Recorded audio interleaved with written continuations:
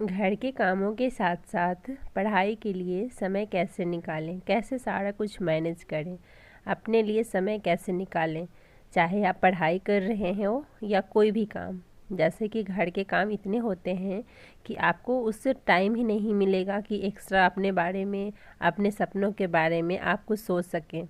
तो आज चलिए इसी टॉपिक पे बात करते हैं कि पढ़ाई के लिए टाइम कैसे निकालें, या और अदर कुछ भी हम करना चाहते हैं तो घर के काम के अलावा अगर कुछ करना चाहते हैं तो उसके लिए हम समय कैसे निकालें। तो चलिए आज थोड़ा इसी टॉपिक पे बात करते हैं आप लोगों से।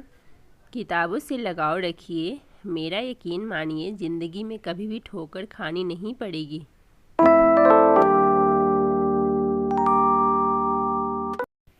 हे गाइज, कैसे हैं आप सब। आई होप कि आप सब बहुत अच्छे होंगे। मैं खुशबू रंजन आप सभी का स्वागत करती हूं अपने यूट्यूब चैनल वुमेन्स स्ट्रगल में। तो सबसे पहले तो देखिए, जैसा कि मैं हमेशा करती हूं, टाइमर ऑन करती हूं। तो सबसे पहले मैं अपना टाइमर ऑन कर लिया है। तो आज मेरी पढ़ाई स्टार्ट होती है 5:45 बजे। 5:45 भी नहीं बज रहे हैं अभी, उससे भी कम हो रहा है। तो आज पूरे जोश के साथ एकदम मैंने सोचा कि चलो सुबह से पढ़ना स्टार्ट करते हैं। और एक्चुअली आप लोग को जैसा कि मैंने बताया, मुझे थोड़ा एलर्जी की प्रॉब्लम है, तो सुबह में थोड़ा प्रॉब्लम होती है मुझे आजकल। तो इस वजह से सुबह में उतना पढ़ नहीं पाती हूँ।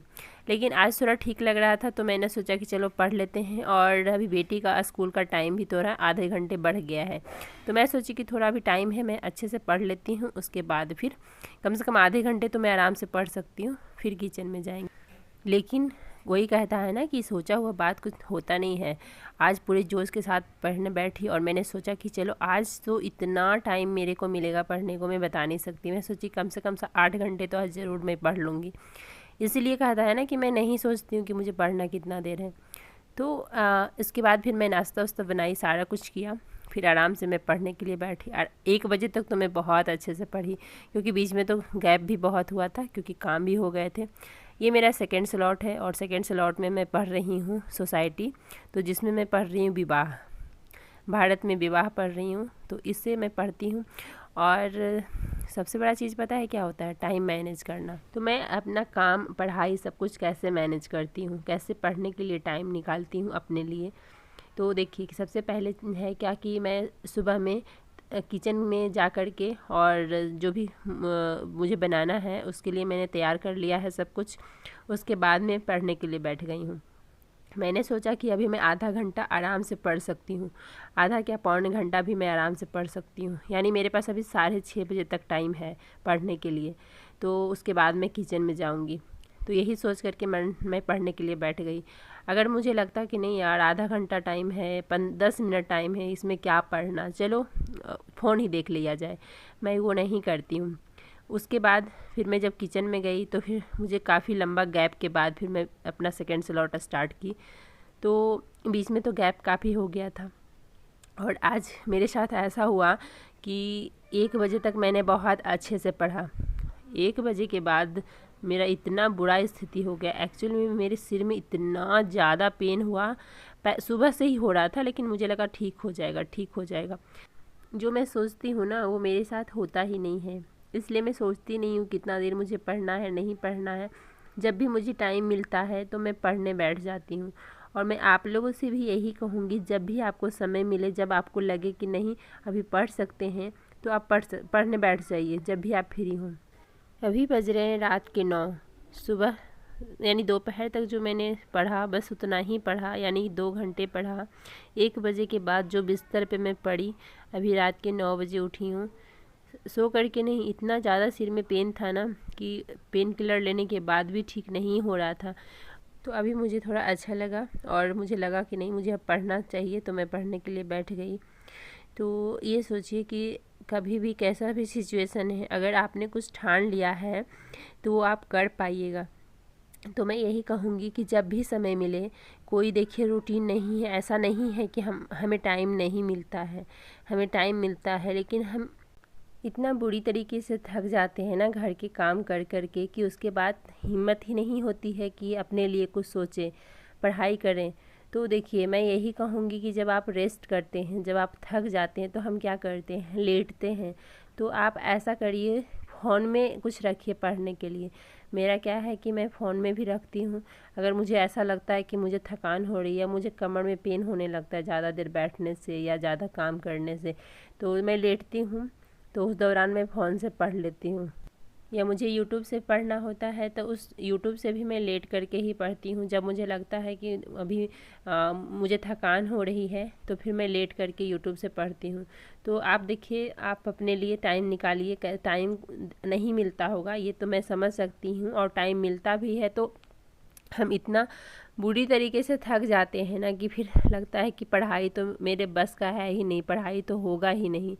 तो मैं कहूँगी कि आधा घंटा 15 मिनट जितना देर भी टाइम मिले उतना ही पढ़िए, 1 पेज ही पढ़िए डेली का, लेकिन बस पढ़िए। ये सोचिए कि मुझे पढ़ना है। और मेरी हालत आप लोग देख सकते हैं, इतना पूरे दिन में परेशान रही, सिर दर्द से मैं बता नहीं सकती। मुझे नहीं याद है कि ऐसा सिर दर्द कब हुआ था मुझे, इतना ज़्यादा कि मैं क्या ही बोलूँ आप लोग को। मेरी हालत आप लोग देख ही सकते हैं, मुझे इतना वीकनेस आ गया ना। सिर दर्द जब मुझे ठीक लगा थोड़ा तो मुझे उठा ही नहीं जा रहा था, मुझे बहुत ही ज़्यादा वीकनेस लग रहा था। आप लोगों के बहुत सारे कमेंट आते हैं, कितने कमेंट्स तो होते हैं जो कि मैं पढ़ करके मुझे बहुत बुरा लगता है। तो मैं सोचती हूँ कि देखो, मैं भी उसी सिचुएशन से निकली हूँ। आप लोग को मैं अगर अपना स्टोरी बताऊँगी ना तो आप लोग भी सोचिएगा। तो मैं आप लोग को कमेंट्स जब पढ़ती हूँ ना तो मुझे भी लगता है कि नहीं, ऐसा ही तो मेरे साथ भी हुआ है, ऐसा ही सेम स्टोरी मेरी भी है। लेकिन मैं अभी कुछ भी बोलना नहीं चाहती हूँ, मैं कुछ भी अभी बताना नहीं चाहती हूँ। मैं समय का इंतज़ार कर रही हूँ। ऐसा समय आएगा जो कि मैं अपनी स्टोरी आप लोगों से शेयर करूँगी, लेकिन अभी मैं कुछ भी बोलना नहीं चाहती हूँ। बस अभी मेरा ओनली पढ़ाई पे फोकस है। और मैं आप लोगों से भी यही कहूँगी कि चाहे जैसा भी सिचुएशन है, अगर मैं पढ़ सकती हूँ तो आप भी पढ़ सकते हैं, बस ये जान लीजिए। अपनी काबिलियत को बढ़ाइए, और जब तक आपको या आपके आसपास के लोगों को, जब तक आपको नहीं आपके आसपास के लोगों को जब तक नहीं फील होगा कि आप भी कुछ कर सकते हैं, आप में भी कोई बात है, तब तक कोई सपोर्ट नहीं करेगा, कोई आपकी हेल्प नहीं करेगा। इसलिए पहले आप देखिए कि आप जब अपनी हेल्प नहीं कर पा रहे हैं तो किसी से उम्मीद क्यों लगा करके बैठे हैं आप। तो पहले आप अपना हेल्प करिए, आप अपना देखिए कि जो काम आपके लायक नहीं है या जो काम है कि दूसरे लोग भी कर सकते हैं, उसे छोड़िए और दूसरे लोगों को भी करने दीजिए। लेकिन हम लोग क्या करते हैं कि लोग क्या कहेंगे, इस चक्कर में हम लोग अकेले लगे रहते हैं, पूरा दिन खटते रहते हैं, और अपना जो हमारा सपना होता है उसे हम दबा देते हैं, उसे हम मार देते हैं। लेकिन नहीं, आप पता है हमेशा हाँ नहीं कहिए, ना करना भी सीखिए। अगर जब तक आपको ना करना नहीं आया तब तक आप छोड़ ही दीजिए पढ़ना या फिर अपने बारे में कुछ सोचना कि मैं भी कुछ कर सकती हूँ। नहीं कर सकते हैं आप। आपको जब तक ना बोलना नहीं आएगा ना, आप नहीं कर सकते हैं। मैंने ये सीखा है ना बोलना। जब से मैंने ना बोलना सीखा है तो मैं अपने लिए सोची हूँ, मैं अपने लिए स्टैंड ली हूँ। जब आप अपने लिए नहीं सोचिएगा, कोई नहीं, आप सोचिएगा ना कि नहीं कोई सामने से आकर के बोलेगा कि पढ़ो, तो ऐसा होने वाला नहीं है। ये आपका सपना सपना ही रह जाएगा। तो इसलिए अपने लिए सोचिए, अपने लिए स्टैंड लीजिए और अपने बारे में सोचिए, अपने सपनों के बारे में सोचिए।